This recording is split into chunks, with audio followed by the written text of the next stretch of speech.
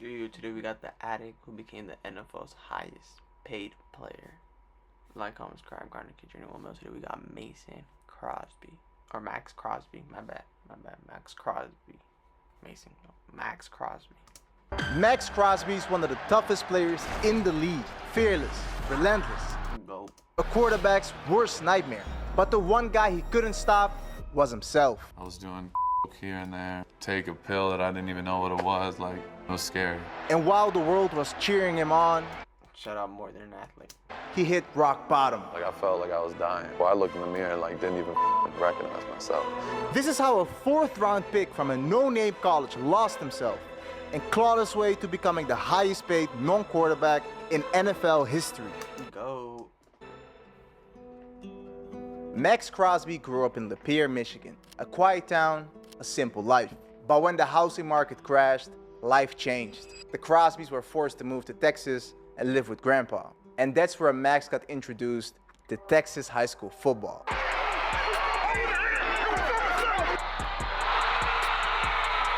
Maxx played linebacker, but he was kind of chubby and not the most athletic kid, unlike his older brother Miles Crosby, who had multiple D1 offers and was the star of the show. My brother was like the man. He was a pretty boy, got all the girls, like, so.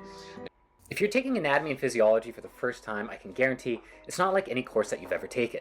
And that's why so In my head, I was always like, I'm trying to be like him, like, they don't want me. I had that jealousy and I wanted that in life, and like, I just wasn't happy as a human being. Until we found the magic fix, the solution to all his insecurities and self-doubt. Maxx was introduced to alcohol. First time I ever drank in high school, I was like, I'm in love. Like, this, I could go up to any chick and talk now. Like I was a middle child, redhead. Like, I wasn't the most confident kid growing up. For the first time in his life, it felt like he fit in, and he finally escaped his brother's shadow. And on the field, something else was changing too. Just before his senior year, he hit a 4-inch growth spurt. So he got moved from linebacker to defensive end, learning the position on the fly against D1 talent. His tape wasn't impressive, and his dream of going D1 looked finished. Until one school came through. It might have been the worst D1 program in the country at the time, Eastern Michigan University. Like, I was surprised I got a D1 offer. They were the only D1 to offer me, bro. They're my only offer in general. I got that offer, I jumped on it, committed, and boom. But that new freedom came with a whole lot of problems. Eastern Michigan wasn't exactly a football powerhouse. Coming off a 2-10 season, there were less fans in the stands than his high school games. But Maxx didn't care. He was excited. The problem was, Maxx was undersized and inexperienced. So coaches decided to redshirt him. He hated it. But that year might have been the best thing to ever happen to him. So the whole year, I just got to go on scout team and fucking learn. Try and spin moves, try and just all different type of shit. And I was winning scout team player of the week every week. That's when I really fell in love with it. So in his sophomore year, Maxx went off, having 11 sacks and making first team All-MAC. But off the field, he was slowly losing control. Now that he had freedom, he could drink whenever he wanted to. So Maxx became the life of the party, getting blackout drunk and repeating it the next day. But somewhere in the chaos, he met someone that would change his life. Rachel Washburn, His wife. soccer player at Eastern Michigan. Dating Maxx was far from easy. She had to deal with his crazy lifestyle. You would just leave for like days at a time, and like you would leave Thursday, come back Sunday, same clothes. What was kind of frustrating too though is because he could compartmentalize it and then go wake up Monday and play football. But that changed his junior year, when his drinking finally caught up to him. Maxx got a DUI, and he was looking at a 2-game suspension. For a player trying to make the NFL, that's a nightmare. So he stopped drinking. He'd still go to parties, but he'd just sit there miserable as hell. Eventually, he made it through the season, making All-MAC again. He still had a year of eligibility, another year to improve his draft stock. But Maxx made a crazy decision. He declared for the NFL draft. I had every coach tell me, you're gonna go in the 6th, 7th round, you need to go back to school, you need to, like, some of the closest people to me, like, bro, you need to go back to school. I'm like, fuck you. You don't think I could fucking do it? Like, all right, fuck you. Only 2 people supported him, Rachel and his agent, CJ. That's all he needed, because he knew one thing for sure. Maxx Crosby is ready for the NFL. Going into the draft, Maxx wasn't exactly a hyped prospect. A 245-pound D-end with a DUI, teams were concerned. But his agent gave him one piece of advice that stuck. What my agent told me is like, you go kill the combine, like I think you're gonna be a top 100 pay. That's all he needed to hear, because when the combine It's bad. came around, he went crazy. Top 3 in almost every drill, and he ran a 4.66.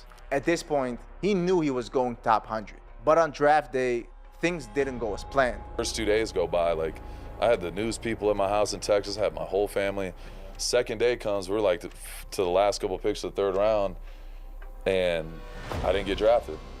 So now I'm like, fuck, like I'm in like panic mode. The first 3 rounds were over, and Maxx just sat there, frustrated, thinking, man, is it the DUI? Is it the weight? I was so fucking mad, and I was with Rachel. I walked the fuck out of my party after that. I get in the car and I'm just like, fuck. Like I'm just yelling out loud, like, fuck, like what the fuck? Got Burger King, fucked some Burger King up. But He got burgers. then came day 3. And with the 106th pick in the 2019 NFL Draft, his phone started ringing. Are you that guy number 92 that's raising hell? Yes, sir. I'm ready. Yes, Will you come out? Will you come out here? Shout out John Gruden. I'm ready. I'm ready. I'm the guy. I promise. Thank you so much. Gruden believed in him, and that's all Maxx needed to hear, because the long wait, the doubt, the embarrassment pissed him off. Trust me, the competitor in me, I'm like, no fucking way. They waited fucking 3 days to draft my ass. I got something for y'all. No doubt. As a 4th round pick, there wasn't much pressure on Maxx. In fact, he was just trying to make the team. But in training camp, he got his welcome to the NFL moment. He had to go up against one of the biggest and meanest tackles in the game, Trent Brown. Maxx got his ass whooped. Oh, damn. And every day he'd walk off the field and think, man, do I even belong here? But he kept pushing. And one day, something clicked. I finally beat him with like a long arm in team, and I got a sack, and that took my confidence to a whole nother level. But that didn't translate to the field. Maxx started as a rotational guy, coming off the field on 3rd downs. And for someone who never left the field in college, that was tough. In week 3 against the Vikings, he struggled, finishing the game with only 1 tackle. His confidence hit rock bottom. But one person kept believing in him, John Gruden. So when the Raiders lost their 3rd down edge rusher, Benson Mayowa, Gruden didn't hesitate. He gave Maxx a shot. I remember my confidence level, like leading up to that game, like I was at my lowest of lowest. So I felt like I couldn't play in the league. Like we played the Vikings the week before, bro. I had the worst game of my career. Like I was like, I don't know if I could do this shit. Don't get fooled by phone scammers. ReversePhone.com can help you see who's behind that number. But that game changed everything. Because Maxx finally made plays and forced a fumble. That boosted his confidence, because the next week, That's all he needed. he got his first NFL sack against the Bears. The next game, another one. And he's in trouble back at the 33, and that is the rookie Maxx Crosby. Maxx was going crazy, but off the field, he was going crazy too. And it got so bad that he even missed an entire day of practice, which as a rookie 4th round pick is wild. Rachel saw it from close and knew he needed help, but no one listened. I felt like I was screaming down a dark hallway and everyone's like, figure it out. So you were feeling completely alone? No, 100%. I put her through hell. Nobody even believed her. Like that's such a sad, lonely like feeling, and like that still hurts me to this day. Maxx's on-the-field success made him blind to his addiction, and it got to the point where Rachel couldn't keep up anymore. I threatened to leave like 1,000,000 times and I've never left. But I finally left though. Like it was such a good feeling for me. Then came the Bengals game, where Maxx went insane, finishing the game with 4 sacks, winning AFC Defensive Player of the Week. And while the world was cheering him on, he was fighting a battle no one could see. I was going through that with my girl. I'm partying my ass off, and I go out there versus the Bengals and get 4 sacks and come home and my girl like hates me and I'm miserable. Like people don't even know that, bro. Despite the chaos, Maxx finished the season with 10 sacks and came in 2nd behind Nick Bosa in Defensive Rookie of the Year. Now it was time for the offseason, a moment where Maxx had money, time, and no obligations. And that's where things went terribly wrong. For 3 months in a row, Maxx went on a So I'm saying it's kind of hard to put a team in Vegas because you got Vegas. crazy bender. I was doing here and there. I was off the wall. I'd take a pill that I didn't even know what it was. Like, it was scary. Deep down, He felt like he was losing control of his life. So he made the hardest decision ever. He called Rachel, he called his agent, and he said, I need help. So they called in a guy named Scotty, a rehab specialist who was flying to Vegas to help him. Maxx stayed sober for 10 days, and Scotty was on his way. It looked like Maxx was finally taking the first step to recovery. But then came the invite. Front row tickets to a UFC event in Vegas. Deep down he knew, I probably shouldn't go, but he did anyway. And that's where one drink turned into a 5-day bender and the scariest night of his life. Bro, I woke up one morning like, bro, I don't even recognize myself, bro. Like, I'm miserable. I feel like fucking death. I felt like I was fucking dying. I'm like, I need to fucking get help. So on March 11th, 2020, Maxx changed his life forever. He flew to Hollywood and checked into rehab. When he got there, he looked around and he realized he wasn't alone. I thought I had the most problems of anybody on the planet, but you know, you go into a rehab and you're like, holy shit, like, you know, I know I'm fucked up, but like, there's some people more fucked up than me. After 30 days, Maxx successfully finished the program and he couldn't wait to go back home. But when he finally returned to Vegas, it was a battle every single day. Standing by his side was Rachel, his ride or die, the one who was there when everything was falling apart. She'll take a bullet for me, like legitimately. She's been through everything with me. My addiction, she's been there by my side the whole time. We've had ups and downs a million times, but at the end of the day, I always ran back to her. The outside world had no idea what was going on. All they saw was a rookie coming off a 10-sack season. So in his sophomore year, there were expectations on Maxx, but he didn't live up to them. He ended the season with 7 sacks while playing through a torn labrum and a broken hand. But it wasn't just the injuries. Maxx tried to replace his addiction with junk food, so he didn't play in great shape. On March 11, 2021, he was officially 1 year sober. And that's when he decided to open up about his journey. It took a lot because I was the same person. I was so like really cared about my image and I need to be known as like, you know, hard ass, like football player, blah, blah, blah. Like that's how football players are, bro. It's our natural nature. The response was massive and players applauded him for opening up. But Maxx didn't just want to be a comeback story. Sat with a nutritionist, got with the strength staff, got with everybody. I'm like, listen, I'm not trying to be a middle of the road guy or a good story. Oh, he got sober in the league, whatever. I'm like, I'm trying to be the best. And that's when the league was in trouble.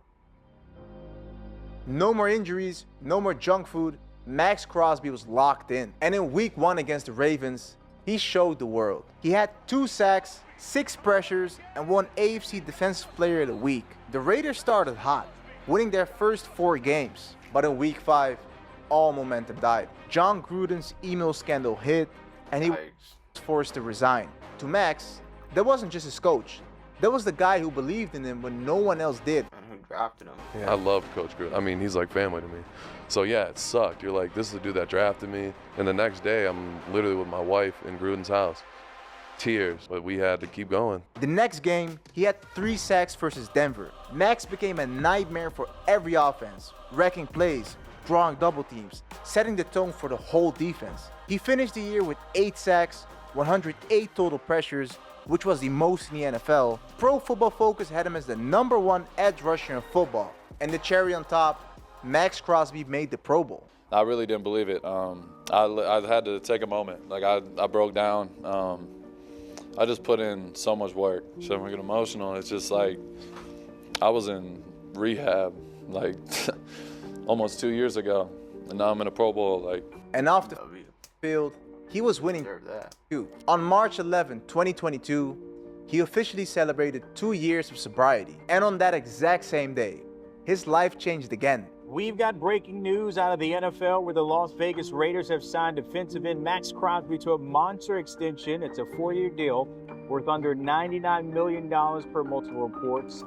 That contract includes over $53 million guaranteed. It makes Crosby the 5th highest paid defensive end in the league. But I just want to show people out there that anything's possible if you put your mind to it. In just 2 years, Maxx Crosby went from rock bottom to the face of the Raiders. But just when everything was falling in place, a new demon showed up. Some players get comfortable after their first big contract. Well, Maxx is the opposite.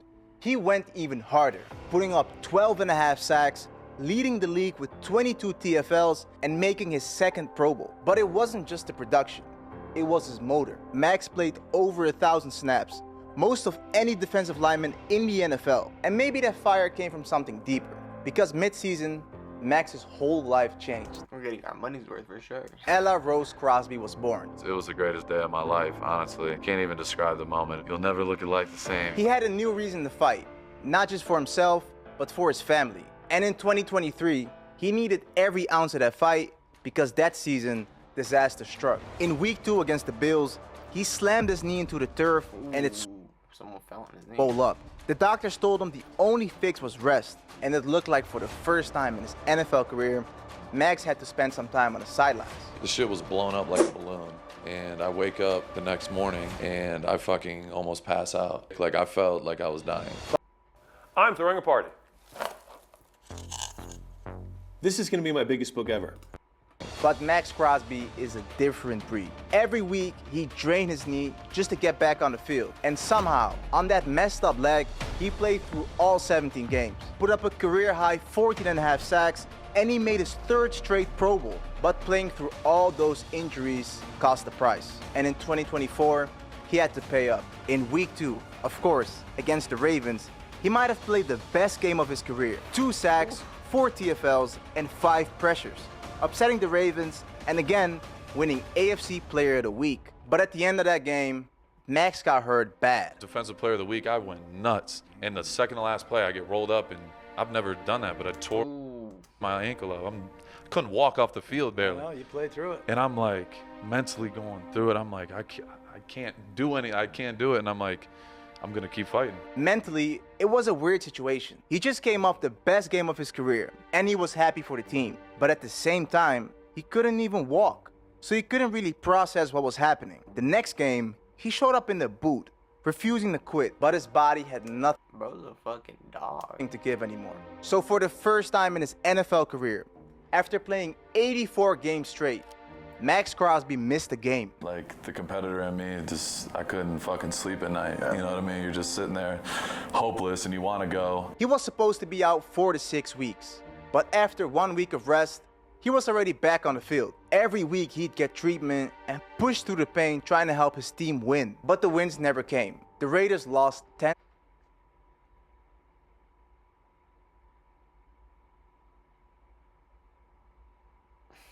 straight games. Maxx kept fighting until his body broke and he re-aggravated that same ankle injury in week 14. That's when the doctors gave him a choice. Keep on playing and risk permanent damage, or shut it down for the season. So he got surgery and watched from the sidelines as the Raiders fell apart. He still had an amazing year. 7.5 sacks, 17 TFLs, making the Pro Bowl for the 4th time in a row. But to Maxx, none of that mattered. He just wanted to win. The Raiders ended up 4-13. And that's when the dominoes started falling. GM Tom Telesco, fired. Head coach Antonio Pierce, fired. But here's the crazy part. Maxx Crosby, the heart of the team, was now being linked to other franchises. Every other day I got a new team making a graphic about Max. I was just going to the Washington. I'm a fucking Raider. But the Raiders responded. And they made a move that silenced every trade rumor. The kid with one D1 offer, who got drafted in the 4th round and almost lost himself to addiction, broke NFL history. Maxx Crosby is not going anywhere. Maxx Crosby is now the new highest paid non-quarterback in the National Football League. $106.5 million extension. That's $91.5 guaranteed. 91 million guaranteed. Oh. I just want to be able to put some light into the world, bring positive energy in any way I can, and be a light for anybody going through what they're going through. You know what I mean? I'm about to be 5 years sober in a week, so that alone is, without that, I wouldn't be here. And there's a lot of people that have helped me in this room along this journey, so can't thank those guys enough. Thank y'all so much for watching this video. Shout out Maxx Crosby. Like, comment, subscribe, Bye, have a great time.